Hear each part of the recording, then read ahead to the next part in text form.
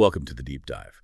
Today, we're tackling a really complex and, let's face it, sensitive area, how perspectives are shifting on the Israel-Palestine conflict, especially, well, everything that's been happening recently in Gaza and the West Bank.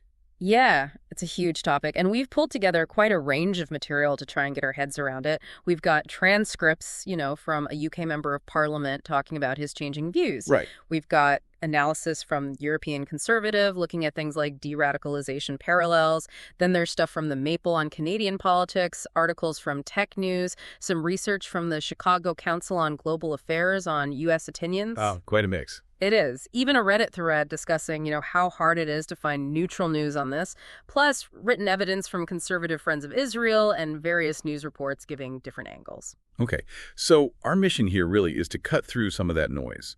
We want to try and identify the core arguments, understand how opinions, political, public might be evolving, particularly in Western countries.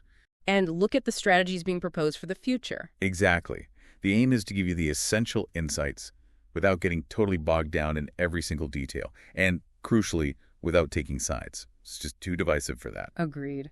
Right. So let's dive in, maybe starting across the pond in the UK. Sounds good. And what's really striking there is a visible change in some long-standing support for Israel within, certain parts of UK politics. You're talking about Mark Pritchard. Exactly, the Conservative MP. I mean, this is someone who, for 20 years, was known as a really strong advocate for Israel. Yeah, absolutely. And his recent comments, which we can see in that YouTube transcript, they really mark a significant shift. He's quite open, saying he now thinks the UK has got it wrong. And he's condemning Israel's actions towards Palestinians, both in Gaza and the West Bank. It seems the sheer scale of child casualties has been, well, huge for him. Yeah, the numbers are stark. What was it, 13,000 reported killed? 13,000 killed, yes. And another 25,000 children injured, maimed, wounded, or orphaned. It's just, yeah. Those kinds of numbers, they really do make you stop and think about how they shape political views, don't they? They absolutely do. And it underlines how humanitarian concerns can really, force a rethink of political positions. Pritchard emphasizes that a Palestinian child's life has the same value as an Israeli child's. A fundamental point. Right. And he voices this worry that the UK could end up on the wrong side of history if it doesn't take a firmer line on humanitarian grounds. Even if that means disagreeing with a major ally like the U.S., he talks about needing moral courage. And it looks like he might be thinking about a pretty major policy shift, too. Yeah. He actually suggests he might now support the UK recognizing a Palestinian state. That's a big step. Yeah, he sees the current Israeli government's kind of increasingly hardline stance as a reason for the UK to push for recognition at the UN just to keep the idea viable. For someone with his background, that's a real departure. It really is. And if we sort of place this in the wider context of the UK Parliament, it's worth remembering Pritchard's view isn't, universal in his own party. No, definitely not. While some conservatives are still backing Israel's actions, others are clearly uneasy. We saw Edward Lee, another Conservative MP, asking that question, when is genocide not a genocide? Which, that really highlights the serious moral and legal debates happening. What about the Labour leadership, Starmer and Lammy? Well, the sources suggest they're taking a more, perhaps, measured public approach. They've definitely voiced concern about the humanitarian crisis in Gaza, called for the blockade to end. Less outspoken criticism of Israel itself. Less outspoken than Pritchard, yeah. Their official line still seems largely focused on supporting a two-state solution. Okay. And we also need to mention that joint statement. The UK, France, and Canada. Tech News reported on that. That feels potentially significant, threatening concrete actions. It does feel significant. Threatening action if military operations don't stop and if aid restrictions continue. That kind of coordinated pressure from countries usually seen as allies, it could signal a shift in the international calculus. How different countries are weighing their interests and relationships, maybe. Exactly. That kind of joint pressure, it does suggest a potential shift. Now, maybe we can pivot to a rather different, and I have to say, quite thought-provoking angle. Okay. The argument about de-radicalization presented in the European Conservative. Oh, right. This is where it gets quite conceptual. The piece draws a parallel between post-World War II Germany and Japan and what's happening in Gaza now. Yeah. The core idea is that military defeat and, widespread destruction of cities can sometimes lead to a population moderating its views. Can you unpack that a bit? Well, the argument essentially is that when ordinary people experience the complete failure and the devastating human cost of their leaders' ambitions, so in Gaza, the aims of Hamas, their support for that leadership can really crumble. The article uses Germany and Japan after WWII as examples. It points out that despite loads of people having supported the Axis powers and many officials escaping punishment, there wasn't a big insurgency trying to bring back those regimes. Interesting point. They became allies quite quickly. Exactly. Yeah. They transformed pretty rapidly into allies of the powers that had just defeated them. So the thinking is, the sheer level of destruction, losing homes, losing lives because of the regime's failed wars, it just showed how futile those ambitions were. Made it too costly for civilians to keep backing them. That's the idea. Their focus just shifted dramatically to basic survival, immediate material needs. Right. And the article suggests maybe, just maybe, a similar dynamic could be at play in Gaza. That the huge destruction, the high casualties, plus the weakening of Hamas's command structure, it might lead Gazan civilians to pull back support for armed militants, simply because the personal cost, based on what they've lived through, becomes way too high. The piece does touch on the ethics too, right? Acknowledging indiscriminate killing is wrong, but then arguing Israel tried to reduce civilian deaths with warnings, contrasting it with WWII bombing, like Hamburg. It does. That's a key part of its argument.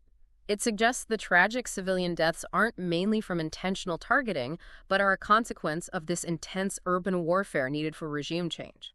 Plus, Hamas operating within civilian areas complicates it enormously. Okay. So the author proposes that, maybe paradoxically, by showing armed resistance ultimately fails, this current campaign might actually make a more moderate Gaza more likely down the line. But surely there are big problems with that comparison.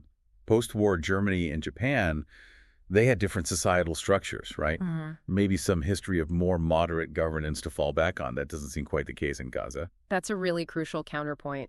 And the article itself does flag that as a major limitation. There isn't really a strong history of moderate Palestinian governance to point to. Yeah. For years, leadership has been largely dominated by either, Islamist hardliners or militant factions.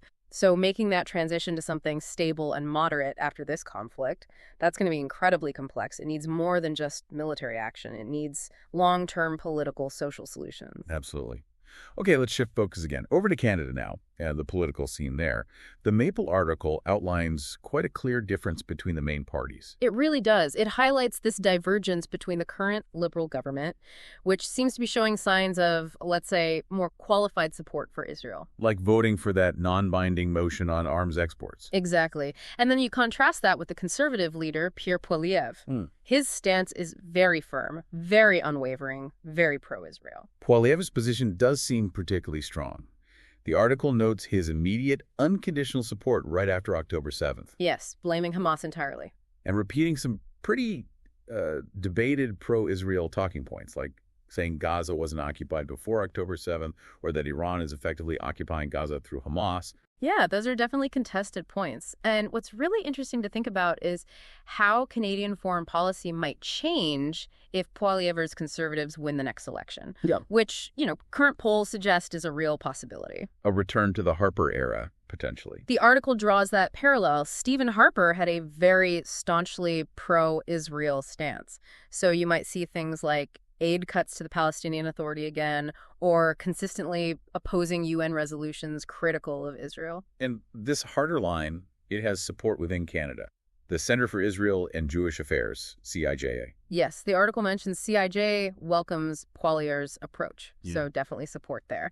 Now, maybe we should look at the divisions within the U.S. The Chicago Council on Global Affairs analysis points to something quite striking. Okay, what have they found? Well, they found a really significant partisan split among U.S. foreign policy professionals on the Israel-Gaza war. And interestingly, that split is even wider than it is among the general public. Wow. Really? So what are the key differences between, say, Republican and Democratic or independent foreign policy leaders? Okay, so Republican opinion leaders, overwhelmingly, they back strong military support for Israel. They think it should continue until all the hostages are back and Hamas is dismantled. No restrictions on aid. No, they oppose restricting aid. They'd even support using U.S. troops if Israel was attacked. And on Palestinian statehood or U.S.-led reconstruction in Gaza, they're generally against both. That's a pretty clear, unified stance. What about the Democrats and independents? They're more divided, actually, particularly on the right level of military support for Israel, but generally they're less inclined to support it continuing until Hamas is completely destroyed. More open to conditions. More open to restricting aid, yeah, maybe to pressure for a ceasefire. And they largely do support recognizing a Palestinian state, and they favor the U.S. playing a leading role in rebuilding Gaza. And the report mentions the possibility of Trump returning. Given those divides, what would that likely mean for U.S. policy? The analysis suggests a second Trump administration would probably align pretty closely with those Republican opinion leaders, so reinforcing a strong pro-Israel stance. Based on his track record. Based on his past actions, yeah, and the kinds of people he appointed last time, often very strong pro-Israel views. It could mean less influence for those pushing for a more, restrained U.S. approach. Okay. Back across the Atlantic again, that joint statement from the UK, France, and Canada, it seems it got a pretty strong reaction from Netanyahu. Both the European Conservative and Tech News reported on this. Oh, definitely. His response was sharp. He accused those countries of basically handing Hamas a huge prize. And inviting more atrocities. Yes, by even suggesting potential actions against Israel. He also laid out his terms for ending the war again, didn't he? He did. Unconditional hostage release, Hamas disarmed, its leaders exiled, and Gaza fully demilitarized. He frames it in very stark terms, a war of civilization over barbarism. That kind of language really does highlight the gap, doesn't it, between his government's position and the growing unease we're seeing from some of Israel's traditional allies about how this war is being fought and, well, its ultimate aims. Absolutely. It's a deep divide. And this whole discussion, it just underscores how incredibly difficult this issue is to navigate, which actually brings us nicely to that Reddit thread we looked at. People talking about finding neutral media coverage. Seems like a common problem. Oh, absolutely. The main takeaway from that discussion was just this widespread feeling that finding truly neutral coverage of Israel-Palestine is, well, really hard. Maybe impossible. It's something I think a lot of us feel when trying to get a handle on it. So what was the advice floating around on Reddit for people trying to get a balanced view? The main advice was pretty consistent. You need to look at multiple sources, actively. Be really conscious of the biases each outlet might have, because they all do, to some extent. And do your own homework? Yeah, engage in independent research to try and form your own conclusions. People mention specific outlets, of course, Al Jazeera, Jerusalem Post, Reuters, AP, BBC, Times of Israel, but opinions varied wildly on their biases. Someone made an interesting point, though, didn't they, about neutrality not just presenting both sides as equally valid. Yeah. Yes, that was a key point.